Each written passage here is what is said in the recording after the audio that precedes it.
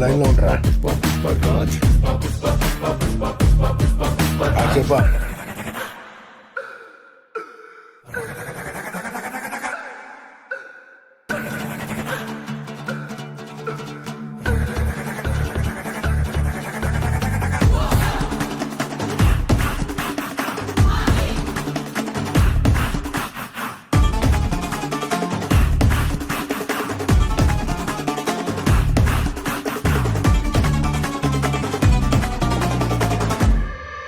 ఆడు కాలు మీద కాలేసి కూసున్నాడంటే బండరాయి కూడా బంగారు సింహాసనమంట వేరే సింహాసనమే